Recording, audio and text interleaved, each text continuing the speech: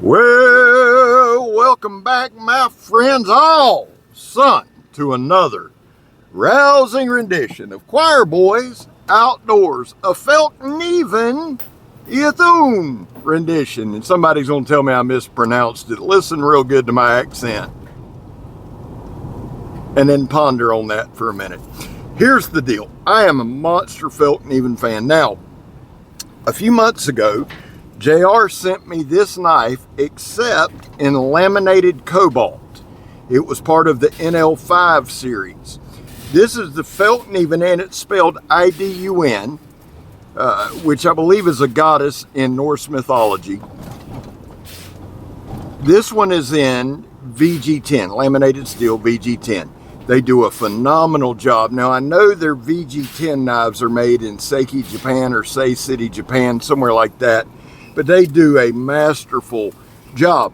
So the deal is, we wanted to look at each knife and see which one had a little better edge, maybe retention, which one had a little better steel, etc. Now, someone wanted to argue about the laminated Cobalt. There's no such thing. Well, take it up with them, son. I didn't just pull it out of my ass. I didn't just make it up. That's what they said. That's what Fallkniven said. I didn't say it.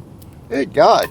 Some of y'all, I could be looking at the Pink Panther's ass and tell you it's pink, but you had read somewhere from a guy who's never cut shit with a knife that it was purple, and that's what you'd go with.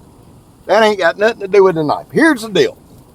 So I did that review actually 4 or 5 months ago, and I'm going to put that particular video in the description. Also, Donnie B All Day just did a video on this knife. I'm going to put it in the description so you can get a look at this knife, a look at the laminated Cobalt, etc.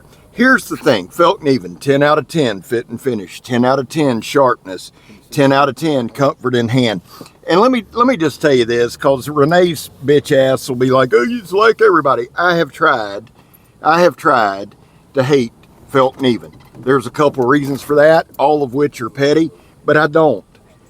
Guys, as much as I love knives, as passionate as I am about knives, as much as I get into knives, the one thing that sticks out to me and really draws me into a company is consistency. It's not price, it's not availability, it's consistency on your quality. Do you make a consistently good product? I'm that way in life in general. When we go out to eat, we go to restaurants that are consistently good. Why? Because if I'm going to spend the money, especially a significant amount, then I want to know that that's going to be a good knife, or my odds are heavily favored that way. Now, we ran the same set of tests on both knives.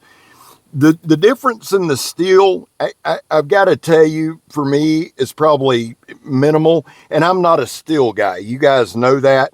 I would say that the laminated Cobalt seemed to have a keener edge, and I was going to say, man, just go with that. That's my recommendation. But I'll be honest with you, the more that I mess with this particular knife, understanding that Donnie did a video, I did a video, and guys, anytime you see me over at Kirk's, he's picked up a knife and chopped something, or he's cut something, or he's done something the same. So there's a lot of use on the knife. We put a lot of use on a knife. We try to put a lot of time into a knife. That's important to me. Hands-on is important to me. Giving you guys the best look is important to me. Am I the best at it? No. No, and I know that. We're working that way. We want to be that way. And not in an arrogant way. I want to give you the best views, best opinion that I can, because I understand what it means to work for a living. And if you're going to spend a certain amount of money, I want you to get your money's worth. Is Fallkniven worth it? Now listen to me. I don't care what your budget is. I don't care if your budget Bob, okay? Or if you can spend exorbitant amount. It doesn't matter to me. The one thing with me, guys, that you'll find out really damn quick is simply this. I believe everyone should carry what they want and should carry what they want what they can afford and be proud of it. I don't want anybody to ever feel like they were belittled or whatever for what they carry. JR has allowed me to test some of the best knives out there, some of the best quality.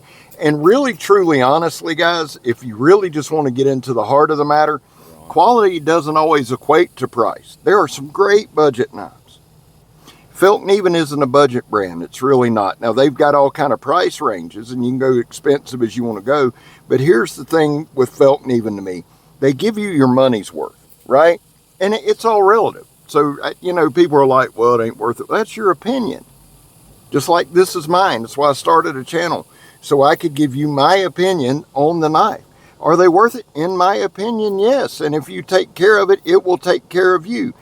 Back to the point between the steels, I've just got to be honest with you. I don't know that there's enough difference, and I don't know that in my style of reviewing I could put enough time in to know. I would say this: I think you can get a crisper, snappier edge, slicier edge with the laminated Cobalt. But man, this VG10 has held up exceptionally well. Came razor sharp. Sent it to D-Bad. He used it, and I believe he honed it back up. If he didn't hone it back up, then you got to go laminated VG10, because that's two guys putting in work. You throw in Kirk, there's three guys putting in work with a knife, and it's still at the end is sharp as shit. The spine is a 90-degree spine. Unbelievably sharp 90-degree spine. Do you need one that sharp? Again, up for debate, but it's not always for striking a ferrocenium rod. It's for making duff. It's for scraping. There's a lot of things you can use a 90-degree spine for. But the truth of the matter is this: they make a sharp spine. I nicked my left pointer finger on it, cutting some of the ratchet strap on the spine. You might see a little blood trickling from it. That's how sharp it is. And again, you can adjust that if you needed to. You can take a file and adjust it, or you can make it sharper. Right here, guys, I get asked about batoning. I talk about batoning a lot. Now, the reason I'm doing some batoning with a little bigger pieces of wood here is simply this. This is a full convex edge. It is absolutely built to take it. It can take some of the abuse. We don't really abuse them. I mean, my truth is simply this, or the truth is simply this: I'm not going to baton a ton. If I need to baton or do something like that, unless it's just an extreme emergency. And if it's an extreme emergency, guys, let's be real. You didn't prep good enough. I mean, there's that one-off. There's that once in a million lifetimes. But the truth is, if you prepare, you'll never have to do heavy baton. If you needed to, you could. It would get you through. The knife stayed sharp the entire time, right? And you can see right here, some of the stuff we do, nothing we do scientific. It doesn't need to be. We just try to put use on the knife and show it to you. Here, basically, we're making I'm doing just a quick tent stake, something like that. I believe this was a little bit of a more dried out piece of wood.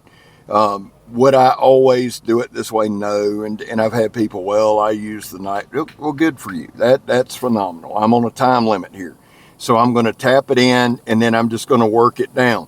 I will say this, as sharp as that spine is, the top, the flat part, you can rest your thumb there and it's fine. I just caught the edge wrong, I guess. But the knife is easy to manipulate. I absolutely adore that. Guys, I'm going to try to give you some quick specs. The inner grip on this knife, which is one of the most important measurements to me, is 4 1/4. Donnie held the knife fine, but 4 1/4, man, you can absolutely get some work done. The blade length is 4 inches, which is a great size to me.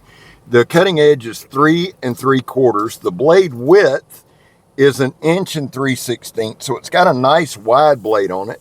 The blade stock is 3/16. They do a great job with it. Well balanced, leather stack handle. It's just a good knife. Like I said, I've tried. I know Hansel and Gretel love it, and they should. They should. It's a damn good knife. It's well made. And again, the consistency is what I love. What I carry, oh my God, yeah, I've got one now. This one comes with a badass black leather sheath that's well done. The one I got's a more of a plastic type sheath, but I absolutely love Fallkniven. I got like an F1 Pro. I will definitely be adding to my Fallkniven collection. I promise you that. I promise you that. Even if Hansel likes them. Here's the thing. There was a time in this country where 22 veterans a day took their own lives. Now, that number fluctuates. That's why here on this channel and on many channels, our Blade Talk channel with Joe, JS Bladecraft, he's the same way as I am. Anything over 0 is simply unacceptable. Vets, we love you. You have a place here. That's all in this world that means. You see the comfort of the stabbing there. And again, big shout out to Arizona EDC, man. His dad's making shadow boxes for fallen vets. His father's a vet. He makes them for free. I think that's amazing. Check out Arizona EDC. Guys, I back the blue. It can be a point of contention for some, but I certainly don't want it to be. But if it is, I understand. I don't shove it down your throat. It's just something I believe in. Finally, if you are an addict, and I am, never quit quitting. Fallkniven, Idun, laminated Cobalt, or VG10. Honest to God, you could go either way and be fine. I love them both. I'm Scab, you're not, and I'm gone, son.